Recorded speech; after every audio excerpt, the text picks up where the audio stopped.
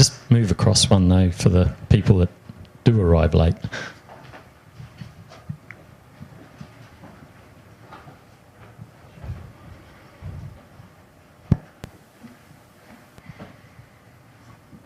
You right? Righty-ho, it's time, so we will start right now. My great pleasure to introduce Marshall Kirk-McCusack, who is not doing anything about Linux. Isn't that great? BSD, something real. Please welcome him. Okay, well, it does seem appropriate, you know, that you should know that there is other technology out there, and it is open source, so you can go and, you know, never come up with a good idea when you can steal a better one. This is a narrative history. Narrative means I'm not going to use my laptop. Instead, what I'm going to use is some written notes and just work off of those. I actually made a little note on here that I should talk about the history of talking about BSD. These notes were written as I was going to the first conference where I presented this, which turned out to be the Australian Unix Users Group meeting in Perth in 1986.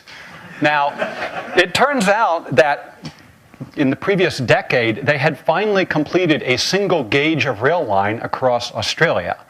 And so the government had begun running a train, which is known as the Indian Pacific Express. It runs from the Indian Ocean, which is to say Perth, to Sydney. And we were on this train, and I was writing the notes. So it's a little bit sort of bouncy on here as we're going across the Nullarbor Plain. And the Nullarbor Plain is really boring. You can sort of see the curvature in the earth, and every now and then a sagebrush or something will go by.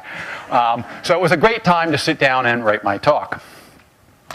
All right, so what I'm going to do is give you the sort of abridged history here, because it turns out that when I do the entire history in all the gory detail, it takes about 3 hours. And they didn't give me a 3-hour slot. And besides which, you would probably fall asleep if that were the case. So I would normally give you a lot of the sort of prehistory of Unix. The short version of this is there was a thing called Multics, which was a joint project of MIT, General Electric, and Bell Laboratories. General Electric was in the computer business at that time and was building the machine. MIT was supposed to be bringing the sort of academic expertise, and the people at the labs were supposed to be getting a certain amount of practicality into it. It was one of these systems that failed from the sense that when they were just about to get something that would work, then they'd say, all right, well, we understand that problem, so now let's, you know, do this next thing. And so it would almost get there, and then they'd, you know, completely change things. And it would almost get there, and then they'd completely change things. And finally, the folks at the labs got fed up with this and said, enough is enough. We're out of here. And so they exited this project, and the folks that had been working on that, which included Ken Thompson and Dennis Ritchie, were really bummed because they didn't really want to go back to punch cards on the IBM mainframe, which was the other alternative. And so they found a PDP-7 sitting in a corner somewhere and pulled it out and decided to start writing little, like an operating system, what we'd call an operating system today. But it didn't need a lot of functionality because all they really wanted to do was this sort of space war game. And so they needed just enough functionality to make that work. So they got that sort of going. And I mean, you know, this is the labs, back in the days when it was the labs and they could sort of do whatever they wanted to do. But then they decided, all right, well, this is kind of cool, but they were pretty limited by what the PDP-7 could do. And they wanted to get one of these new, powerful, cool machines that was coming out called a PDP-11. It was a PDP-1120, actually. But they were sort of too expensive to get on the budget that they had available. And so they did what many technical people have learned to do over the years, and that is that you go find someone else within your company that has boatloads of money. That would be the legal department. Well, the legal department, you know, they had to do all these documents and so on, and the way you would do it is you would write it out, and then some secretary would type it for you, and then you'd mark that up, you know, and you'd change 3 things, and then they'd retype the entire page to, you know, get those corrections in and so on. And so they said, we can automate this for you. All you need to do is buy us this computer. And so the legal department's like, oh, sure, of course, that's easy. And so they had Unix plus Roth, not, NROF. That was the new ROF, but ROFF, which was the runoff program, which was the thing that they wrote for the legal department to, so that they could fulfill that piece of their mission.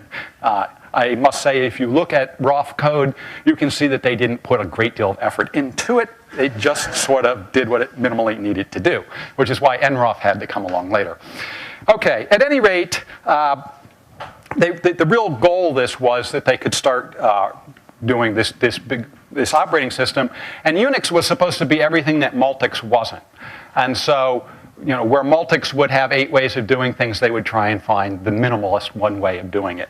And you might find that hard to believe looking at almost any Unix system today, that it was supposed to be really simple, but that truly was the goal at the time.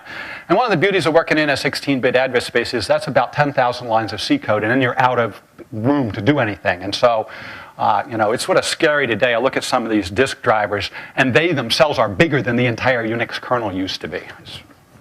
Anyway, they started originally writing in assembly language because the belief at the time was that that's what you had to do operating systems in. But within a couple of years, they realized that they could do better than that, and C was essentially written as a sort of glorified macro assembler, i.e. you could look at a line of C code and pretty much tell exactly what the code was it was going to generate. At any rate, between the version 3 and version 4 was where they converted from assembly language to C. And this was done within 3 years of starting, which would have made it 1973. The reason that time starts on January 1st of 1970 is because that's when they started the project. At any rate, they presented at SOSP, the Symposium on Operating System Principles, which is the sort of academic OS conference, which is held every other year. And there were, of course, a bunch of academics there that got, this looked really cool, because here's a relatively inexpensive machine that gives us interactive stuff, and nothing else essentially had that other than things that ran on the mainframe but were much too expensive to actually use. So, in particular, Bob Fabry, who was a professor at Berkeley, thought this was very interesting. He talked to Ken Thompson, and within not much time, Unix came to Berkeley. And they were able to buy, at the time, a PDP 1145.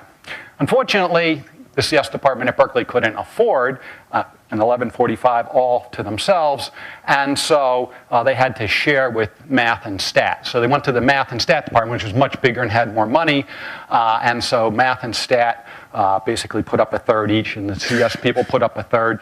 And then, of course, the CS people wanted to run Unix on it, but the math stat people would have none of this experimental operating system hoo-ha. We had to run something real, which was the DEC system that ran on that. And so then the question is, well, who gets to run, when does the CS department get to run Unix, and when do the math stat people get to run their operating system? And so what ended up happening was it was divided into 3 8-hour periods and rotating through the day. So Unix would run from midnight to 8, and then the next day, the next day would be 8 to 2 or 8 to 4, and then 4 to midnight. And so it would rotate around the clock, and you had to sort of be awake at whatever time it was that it was up and running. This was sort of untenable, and so fairly quickly they were able to get their own PDP 1170 at that point. This was about the time that version 6 was coming out, and it turned out that Ken Thompson is an alumnus of Berkeley, and so he actually came out to personally install it. And unfortunately, this was a bigger system than any that they had had back at the labs. It had not one but 2 28 megabyte disks on it. And so it turned out that the code that was supposed to let both disks operate at the same time had a few race conditions in it and didn't work very well. So Ken Thompson had to sort of debug that stuff. Anyway, at the same time, this had been 75, another student matriculates to Berkeley named Bill Joy, And Bill Joy sort of gets excited about this stuff and starts working with Ken Thompson, really what we would today call as a system administrator, essentially dealing with taking care of the system and doing a lot of the stuff of that sort, but also getting a chance to get his hands in and see what's going on. Now, Bill actually had the same advisor that I did. Both of us were getting our PhDs in programming languages. And so the first project he did was to write a compiler for this new language that had just come out called Pascal. And then, of course, in trying to do that, then he would be very frustrated because the only editor we had was ED. And so he got involved in doing VI. And then he didn't really like SH very much. So he did C shell. And to this day, I can't understand how someone who was getting a PhD in programming languages could have so thoroughly botched up, the syntax of something like C shell. But go figure. Anyway, as Bill started doing these projects, he would make them available to the rest of the world, mostly by talking them up at conferences and things. And so people would send in tapes. These are 8-track tapes, and he'd spool up. Then his first distribution was in 1977, which included Pascal and the EX terminal, or the EX editor, and a very early sort of version of VI that had term cap associated with it. Term cap was because we had 2 different terminals types, and so instead of hard coding it in there, he did term cap to differentiate them. He later told me that was the biggest mistake he ever made. He said because it allowed this proliferation of terminals that just all had bizarre escape sequences, etc. He wished he'd never done that. At any rate, that put out about 30 copies of that, and it was just called BSD. It's like, when a rock group puts out their first album, they just call the name of the album as the name of the rock group, and then what happens when they put out their second album? So it's the same thing. It's just called BSD, and so then when the next one comes out, what are we going to call it? Well, it'll obviously have to be 2BSD. 2BSD came out about a year later. It had updates to Pascal. It added C shell at that time, and about 75 copies of that went out. It led to later things like 2.9 all the way up to 2.11, which were continued releases for the PDP-11. Bill did not get involved in those releases, but other people did that at Berkeley and elsewhere. Meanwhile, in 1978, the department bought a VAX. In fact, it was serial number 7. And this was because there was a group there that was working on a thing called Vaxima, which was this equation solving thing that basically ran on Lisp. The problem with Lisp is that you say Lisp, and then by the time you get your first prompt, it's already consumed like all the memory on the machine. And then it's extra if you want to do anything after that.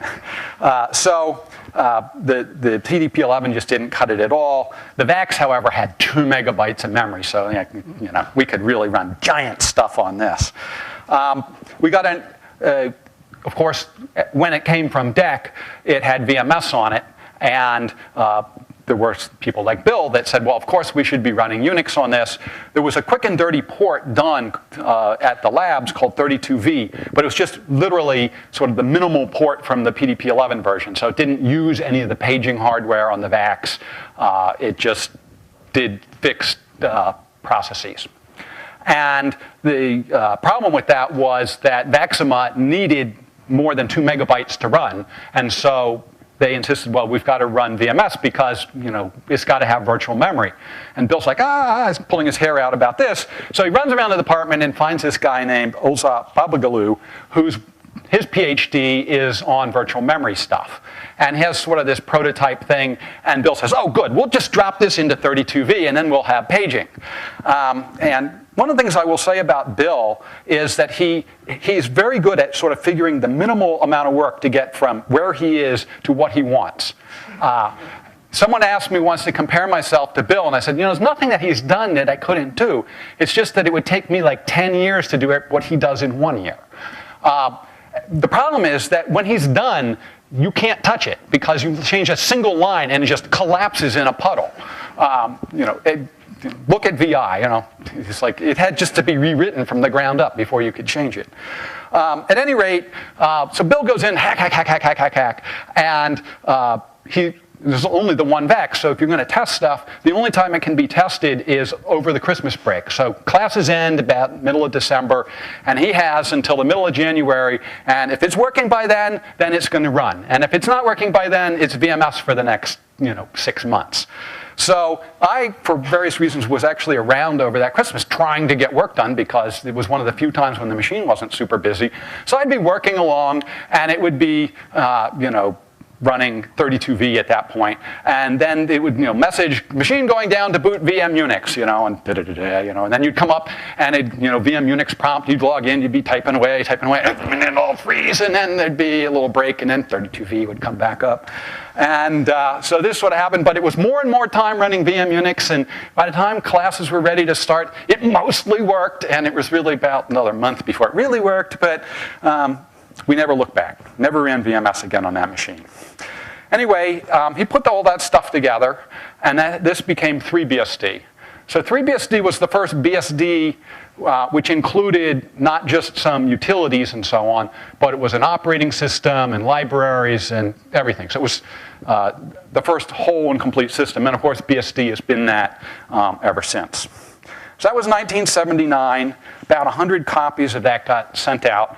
And you have to understand now with 3BSD, we've got a whole bunch of AT&T code in there because it's a lot of the AT&T kernel and a lot of the AT&T utilities.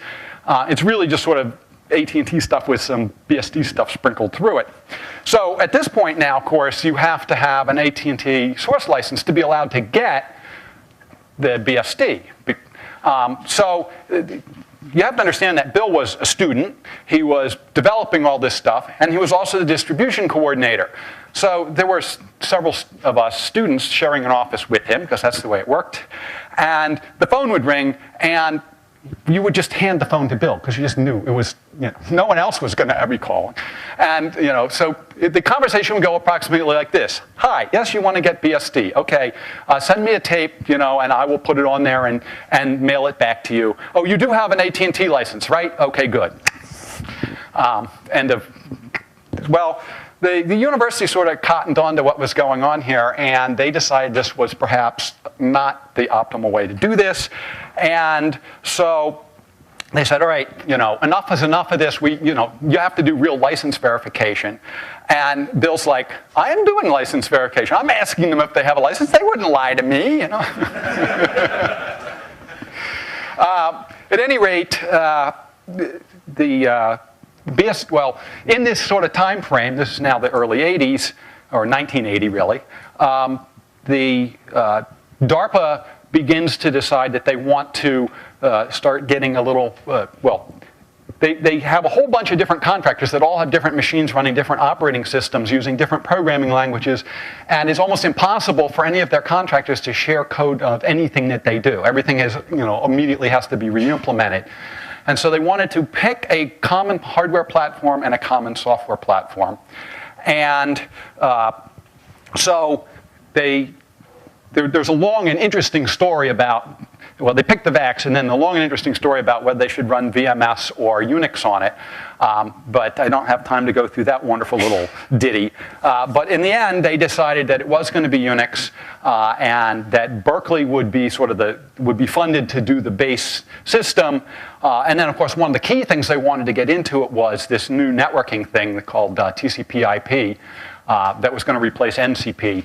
NCP had this sort of limitation that it could only have 256 hosts, and they were fast approaching this limit.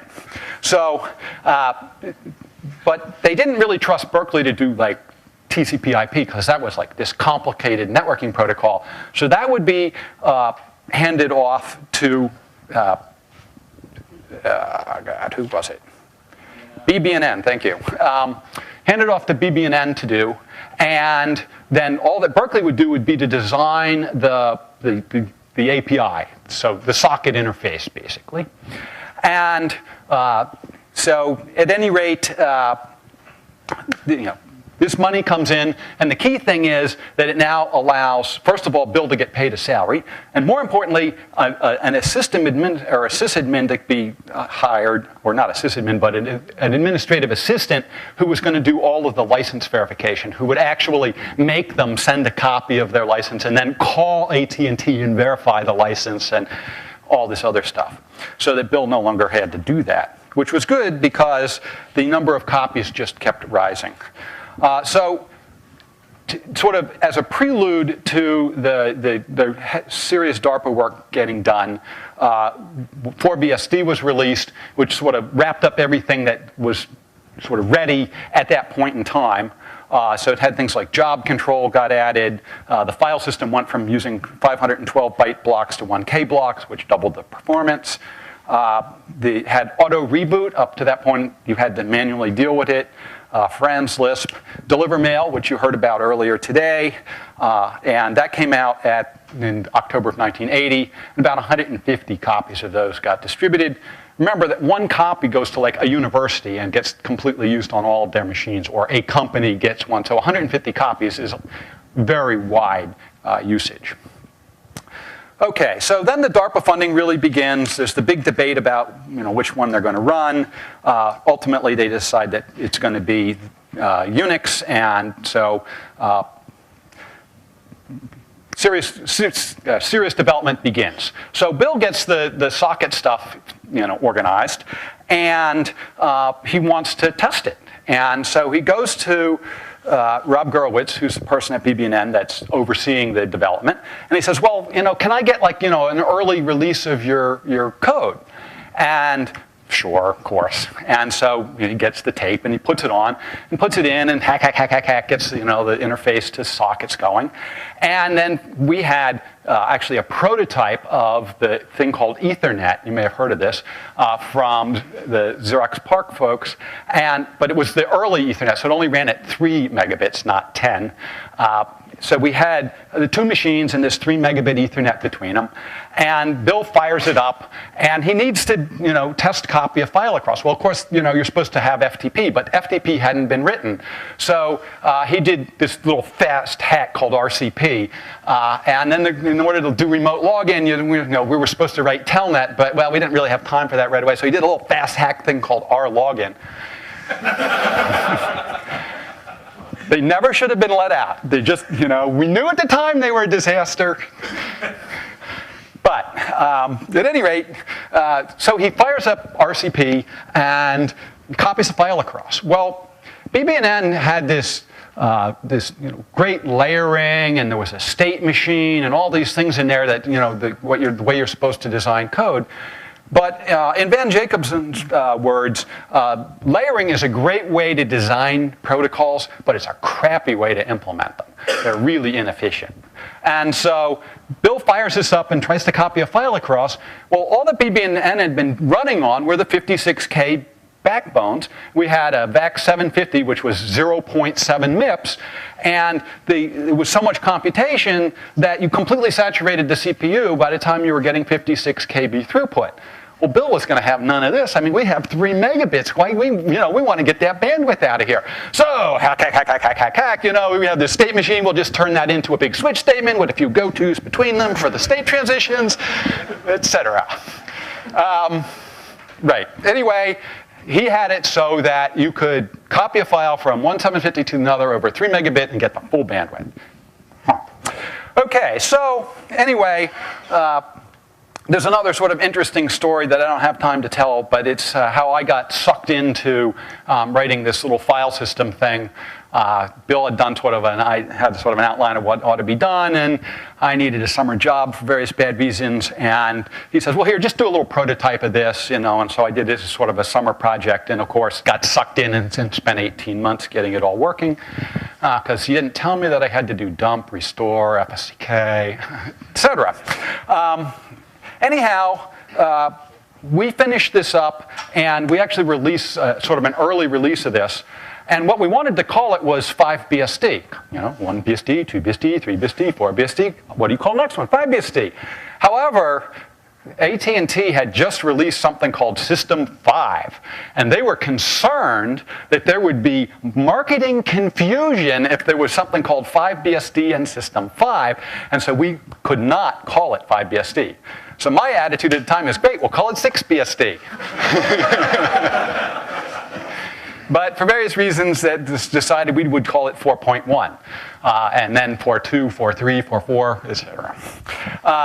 So that's how that came about. Anyway, we released this thing which had the preliminary TCP/IP code as hacked up by Bill, and this was called 4.1a. And this got fairly wide distribution because there were a lot of people that really wanted to use it. A lot of people really hammering on it, a lot of bug fixes and enhancements and other things. Another important thing is that Sam Leffler joined the project, and Sam, unlike Bill, actually had some background in networking and made some very important changes to the API. Notably, it used to be that when you'd have a TCP socket and someone would connect to it, that port was tied up until you finished whatever you were doing. So if you had an SMTP server on port 25 and someone connected, no one else could connect to port 25 until that TCP, that session was done. And Sam's like, no. Believe it or not, you might want to have more than one incoming mail connection at a time. Bill's like, oh, really? So anyway, the API got changed to add the accept system calls to, essentially pop off connections as they come in, which was an important improvement. At any rate, I finished up the file system. That system was released along with these bug fixes as 4.1b. Then there was all the revision to signals. Again, it's an interesting story, but one I won't go into. That came out as 4.1c. And then 4.1d was supposed to have the new VM system in it, but Bill got kind of sidetracked by this company in the South Bay called Sun Microsystems. He, of course, went off to be one of the founders of it, and then tried to convince me that I should go along. And I said, well, Bill, I'm only a year away from my PhD, and I know that you say I can finish my PhD if I'm there, but I know startups doesn't work that way, and besides which, this is the workstation market. Apollo's got a 3-year jump on you, they've got all the applications locked in, how do you ever expect to succeed, And he's like, oh, open, blah, blah, blah. Yeah, right, okay, I'll talk to you when I'm done. Well, it took me 18 months to finish my PhD, and by that time, Sun was like, out there running, and the interesting stock options were gone. But I was a consultant to Sun and port the Pascal compiler for them. So I ended up getting a few thousand shares of Sun stock, which ultimately turned to be quite valuable. Which is why I can, just wander around the world and give talks like this these days. At any rate, the VM system did not get done at that time. Instead, there was too much pressure to release 4.2, which we did. And that would have been in August of 1983, and about 1,000 copies of this got shipped out.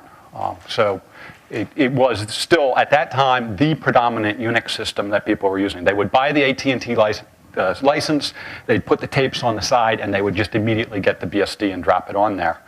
So it was sort of the heyday of the BSDs, certainly. Problem was that it wasn't open source because there was all this AT&T code, so you had to have an AT&T license. At the time, it was cheap to buy an AT&T license, and so that wasn't really much of an issue. However, the folks from BBNN had finished TCP at this point and had sent us the final thing, and were dismayed to discover that we hadn't put it in. Well, again, there's a very long and amusing story here I don't really have time to tell all of, but what ultimately happened was that Berkeley and BBN agreed to have a bake-off. And we had to find a neutral third party, and DARPA suggested this guy named Mike Moose at the Ballistic Research Lab in Aberdeen, Maryland. And he had been involved with various other DARPA things, so he was good with DARPA, and he was buddy-buddy with some folks at BBNN, so they thought they had an inside edge. On the other hand, he had done a whole lot of development of what we were shipping, and so, we knew that he had a certain interest in that as well, so fine, that sounds like a good neutral party to us. Anyway, he does a bunch of tests. And one of the things that's really important to DARPA is when you have high packet loss. Because, someone drops a nuclear bomb on Chicago and it has to figure out that, it has to route around through Texas or something. Anyway, so one of the tests, we were just maximal throughput basically on good connections is what we really optimized for. Whereas BBNN had spent a lot of time worrying about lost packets and other things. And so one of the key tests that was to be run was one where they would lose about every fourth or fifth packet. And see what, the retransmissions and all that stuff was going to work. And so we, of course, don't find this out until we've already, shipped it and we get back, what the tests are going to be. It's like, so at any rate, Mike Moose's report comes, and of course, you immediately go to the last page and see what the conclusion is going to be, and he carefully doesn't really let you know. So you actually have to read the thing through. And it's a really amusing read because he talks about, first of all, when there's no packet loss, BSD does this, and BBN is down here. But, now we turn to the test where we're going to be losing a quarter of the packets or so. And so what we find is that, BBN gets off to an early start. They're getting much more data through than the BSD is. However, while BBNN is rebooting, BSD catches up.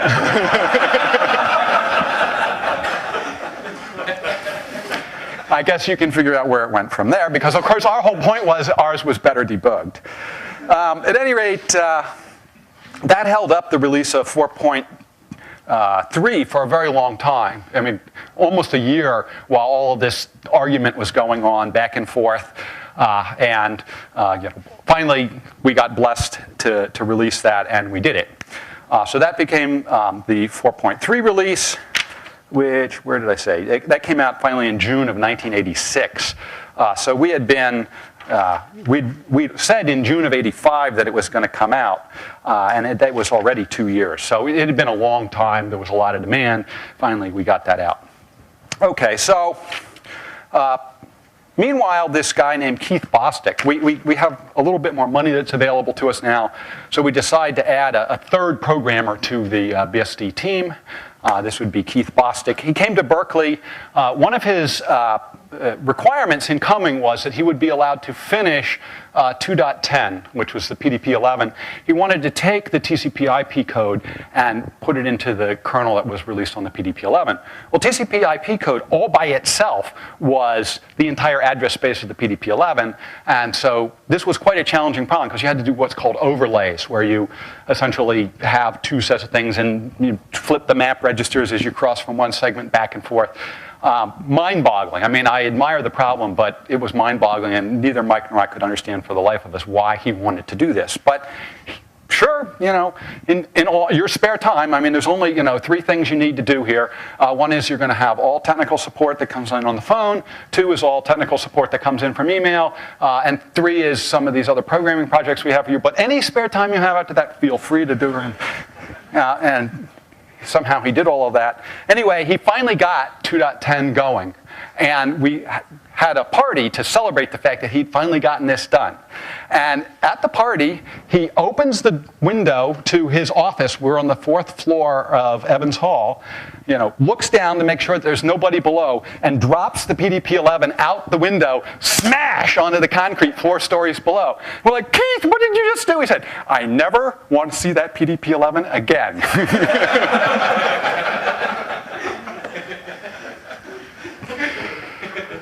Okay, so after that, we had his full attention on what we were doing.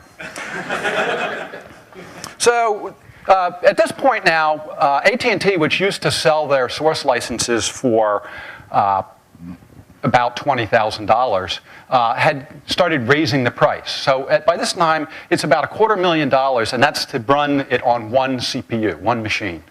And there were a bunch of people that wanted to build these products which were sort of cards that you could plug into PCs, because PCs were so feeble that they couldn't really run networking. So you'd have to build a separate card that had its own CPU on it that would do the protocol, and then you would just sort of stuff the things back into the PC. And they needed a TCP/IP stack. They wanted to get the one from Berkeley. We, of course, had completely written that ourselves. There was no AT&T code. The only networking that was in AT&T was UUCP. So they said, well, could you release just the networking stuff under a freely redistributable license? And Keith was really hot to do this. And so we went through and we took all of the TCP/IP stack and sockets and all that out.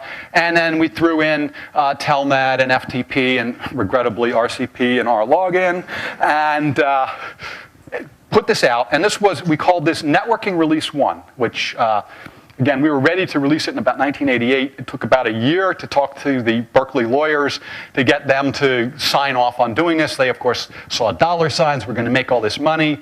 But luckily, we had been funded by DARPA, and one of the things we could show them in the DARPA contract was that this had to be made available, freely because it had been paid for by the government, and so it's to the people, and this is Berkeley, so you can have some great arguments with the lawyers on this line. At any rate, so we get this license written, and it's, we tell them, well, it has to fit in every file, because of course they wanted this thing that was, 19 miles long.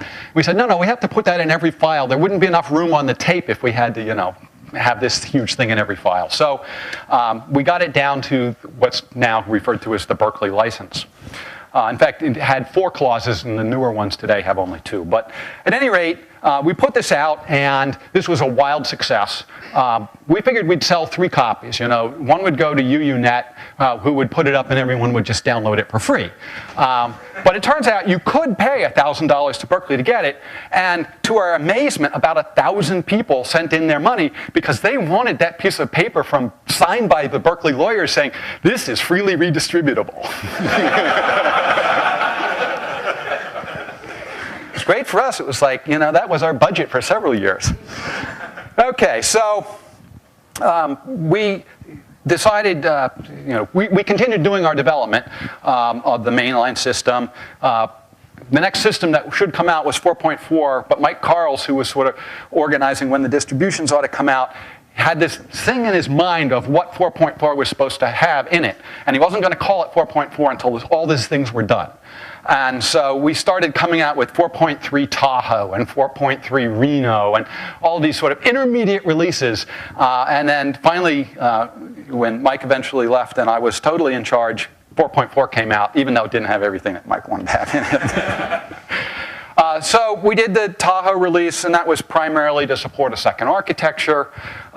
And then the next interim release after that was 4.3 Reno. That had the new virtual memory system. Again, I don't really have time to tell that whole story, but we essentially started from mock. We didn't like the API, but the code was pretty solid, so we brought that in and then put the mmap interface on it as opposed to the messaging stuff that they used. Also, NFS came in at that point in time. I'm sorry.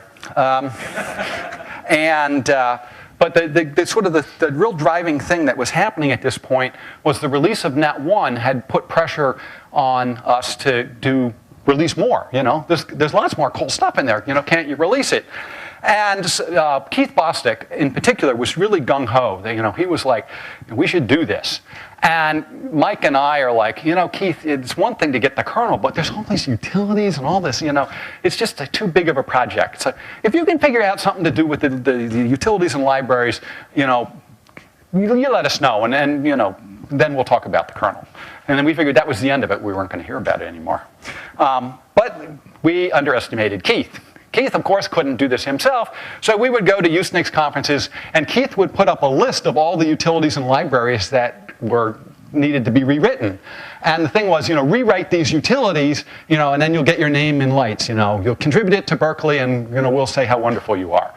And that sort of works for a while. Someone will do LS and CAT and stuff like that. But when he started getting things like, TROF and some of the, like the nastier bits of the C library, and so he comes marching into our office and says, well, I've got it, 2/3 of the utilities and nearly the entire library. How's that kernel coming, guys? And I looked at Mike, and Mike looked at me, and we're like, we can't really use the same technique you're using. So we set about trying to figure out, well, where's the AT&T code? Because the way you do C code is you don't rewrite everything. You grab a piece here and grab a piece there and put it together and sort of glue it together. And so stuff that might have originated over in the terminal driver somehow ends up over here somehow. And so we have to identify all of the AT&T code. So we came up with this sort of amusing technique. We first ran the entire kernel through CB, the C beautifier, which just puts it in a canonical form. And we took 32V and did the same thing with it. And then we built an inverted database, a line-by-line database of 32V. And then we took every line of our code and compared it against the 32V. And anytime you'd get a run of 2 or 3 lines in a row that matched 2 or 3 lines in a row out of 32V, you'd go, aha, something needs to be dealt with here. And mostly it was just stupid stuff like, a linear search through the process table. It's like, well, that's dumb. Let's just hash that, And it improves the performance and gets rid of that bit of code. So anyway, when the dust all settled, we were down to about 6 files that were left that still had any significant amount of AT&T code. And my attitude was, well, let's just rewrite these 6 files, How hard can it be? And Mike's like, if we release a complete kernel, that's going to really get them going. But if we just release, this is a partial kernel and some utilities and stuff, like we did with Net1, it'll be fine. Well, we went and talked to the lawyers, and we didn't want to get them too stirred up. So we said, this is just sort of an expansion of the previous one. We want to call this Networking Release 2. Despite the fact that it contains 95% of the system. And most of the stuff that we threw out was like the console driver for the VAX. So anyway, the lawyers say, well, how close is this? And so we say, well, yeah. Anyway, they said, well, we're not going to approve this. That has to go to a higher level. So, it worked up to the head of the department. He didn't want to sign off. At head of the School of Engineering, he didn't want to sign off. Well, I'm not allowed to say exactly how high it went, but that particular chancellor was, he was very favorably disposed to us, and so said, all right, I want you to get, or told the lawyers, bring in some outside experts, have them do an audit and see whether these people really know what they're talking about. We passed the audit, and so out it went. And in fact, the initial release didn't cause any trouble. The trouble occurred when a guy named Bill Jolitz wrote the 7 or 6 missing files and started having a system that would actually boot and run. And then the second problem was that Mike had left to start a company called Berkeley Software Design Incorporated. And being technical people rather than marketing people, they sort of did a few tweaks that wouldn't really be optimal. For example, they got the phone number to order. It was 1-800-ITS-UNIX. And they ran marketing campaign, Unix at 1% the cost of what you have to pay AT&T. And anyway, this caught AT&T's attention. They didn't like it, so they sued BSDI. Well, BSDI, remember I told you could pay $1,000 and get a thing signed by the university saying that this is freely redistributable? They said, hey, here's this letter from the University of California. It says it's freely redistributable. All we did was write these 6 files. Which of these 6 files do you want to discuss with us? Well, of course, they really had written those, and they were completely clean. And so the lawyer or the judge that was overseeing the case was about to throw it out as pointless case. And so they were forced to sue the university in order to stop it. And so now you have, instead of like huge company against, little tiny thing that's going to get just obliterated, now you got, huge company against immovable force. And anyway, this is where I began my career learning about being an expert witness. One of the things that I'll remember to this day before I went into my first deposition was being prepped by the lawyer, in which he said, now remember, a deposition is like getting a proctored exam from Captain Hook.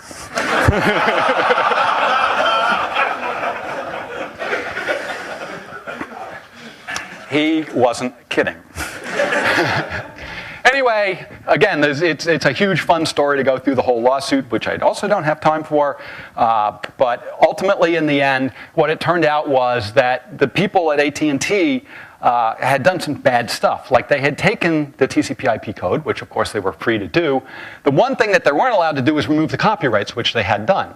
So when they were comparing BSDI with their source code, they saw huge amounts of common code. Well, of course it was common code because they'd taken it from BSD.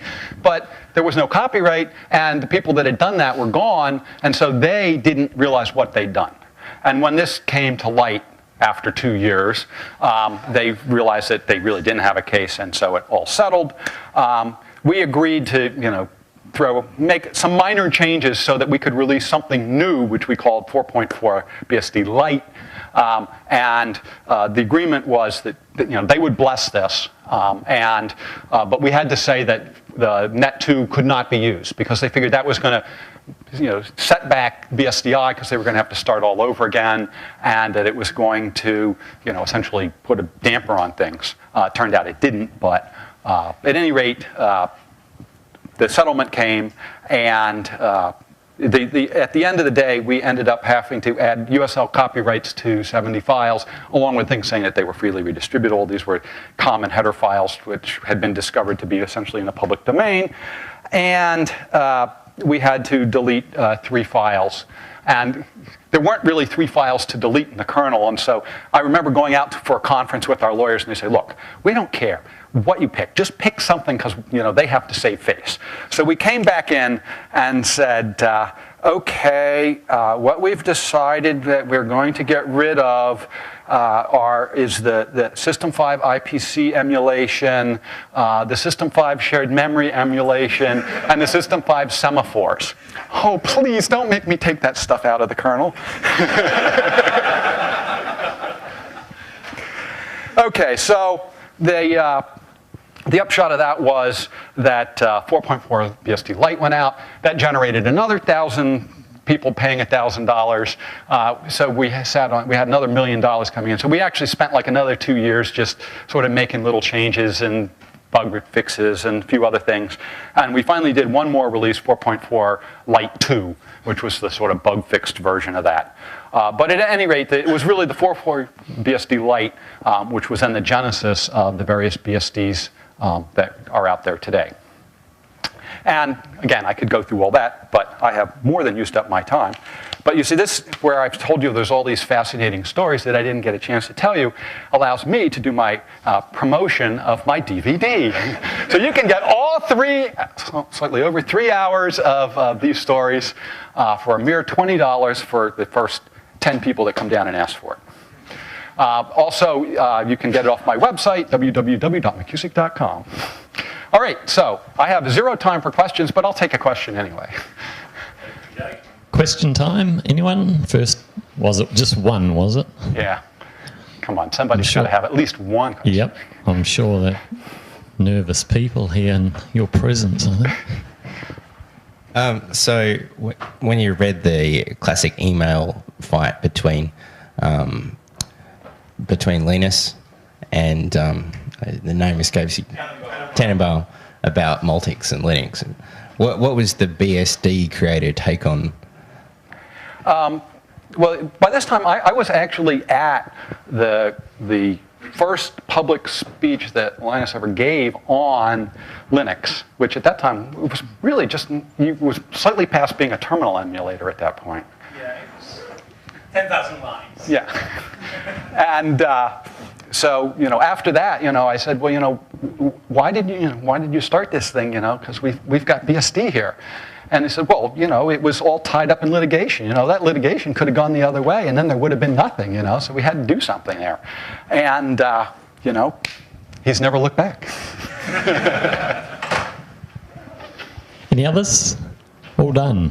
All right. Well, on that note, I would like to present you with a lovely macadamia husk bowl. All right. But unfortunately, you would have heard about all the floods and what have you. We actually ran out, but we've still got the boxes. But what you wouldn't know, the floods, continuing on the flood theme, started all the way up north, went all the way south, right to Melbourne. Melbourne, guys, pretty much flooded out too. It did go further inland as well, so we tried to find something appropriate for you. No, that way up, that way up. That way up. Because that is all that's left of Uluru. Thank Marshall very much.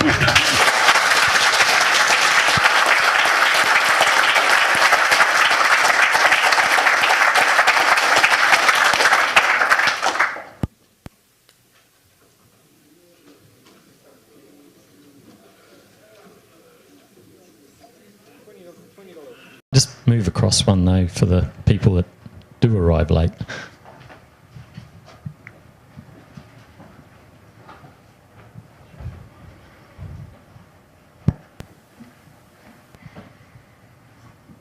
You right?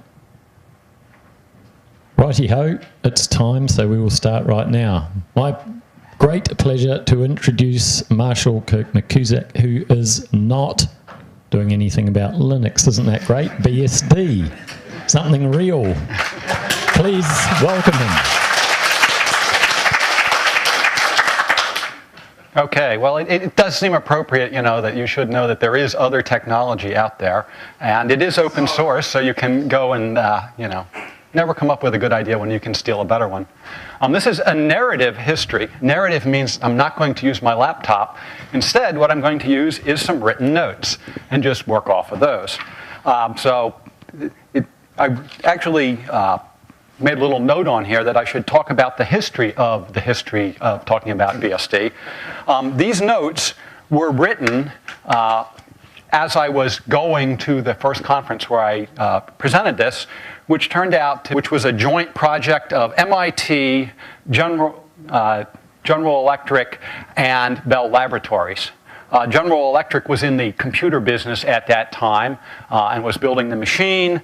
MIT was supposed to be bringing the sort of academic expertise, and the people at the labs were supposed to be getting a certain amount of practicality into it. It was one of these systems that failed from the sense that when they were just about to get something that would work, then they'd say, all right, well, we understand that problem, so now let's, you know, do this next thing. And so it would almost get there, and then they'd, you know, completely change things. And it would almost get there, and then they'd completely change things. And finally, the folks at the labs got fed up with this and said, enough is enough. We're out of here. And so they exited this project, and the folks that had been working on that, which included Ken Thompson and Dennis Ritchie, were really bummed because they didn't really want to go back to punch cards on the IBM mainframe, which was the other alternative. And so they found a PDP-7 sitting in a corner somewhere and pulled it out and decided to start writing little, like an operating system, what we'd call an operating system today. But it didn't need a lot of functionality because all they really wanted to do was this sort of space war game. And so they needed just enough functionality to make that work. So they got that sort of going. And I mean, you know, this is the labs, back in the days when it was the labs and they could sort of do whatever they wanted to do. But then they decided, all right, well, this is kind of cool, but they were pretty limited by what the PDP-7 could do. And they wanted to get one of these new, powerful, cool machines that was coming out called a PDP-11. It was a PDP-1120, actually. But they were sort of too expensive to get on the budget that they had available. And so they did what many technical people have learned to do over the years, and that is that you go find someone else within your company that has boatloads of money. That would be the legal department. Well, the legal department, you know, they had to do all these documents and so on, and the way you would do it is you would write it out, and then some secretary would type it for you, and then you'd mark that up, you know, and you'd change 3 things, and then they'd retype the entire page to, you know, get those corrections in and so on. And so they said, we can automate this for you. All you need to do is buy us this computer. And so the legal department's like, oh, sure, of course, that's easy. The Australian Unix Users Group meeting in Perth in 1986. Now, it turns out that in the previous decade, they had finally completed a single gauge of rail line across Australia. And so the government had begun running a train, which is known as the Indian Pacific Express. It runs from the Indian Ocean, which is to say Perth, to Sydney. And we were on this train, and I was writing the notes. So it's a little bit sort of bouncy on here as we're going across the Nullarbor Plain. And the Nullarbor Plain is really boring. You can sort of see the curvature in the earth, and every now and then a sagebrush or something will go by. So it was a great time to sit down and write my talk. All right, so what I'm going to do is give you the sort of abridged history here, because it turns out that when I do the entire history in all the gory detail, it takes about 3 hours. And they didn't give me a 3-hour slot. And besides which, you would probably fall asleep if that were the case. So I would normally give you a lot of the sort of prehistory of Unix. The short version of this is there was a thing called Multics. And so they had Unix plus ROF, not, NROF. That was the new ROF, but ROFF, which was the runoff program, which was the thing that they wrote for the legal department to, so that they could fulfill that piece of their mission. I must say, if you look at ROF code, you can see that they didn't put a great deal of effort into it. They just sort of did what it minimally needed to do, which is why NROF had to come along later. Okay, at any rate, the real goal of this was that they could start doing this operating system, and Unix was supposed to be everything that Multics wasn't. And so, where Multics would have 8 ways of doing things, they would try and find the minimalist one way of doing it. And you might find that hard to believe looking at almost any Unix system today, that it was supposed to be really simple, but that truly was the goal at the time. And one of the beauties of working in a 16-bit address space is that's about 10,000 lines of C code, and then you're out of room to do anything. And so, it's sort of scary today. I look at some of these disk drivers, and they themselves are bigger than the entire Unix kernel used to be. Anyway, they started originally writing in assembly language because the belief at the time was that that's what you had to do operating systems.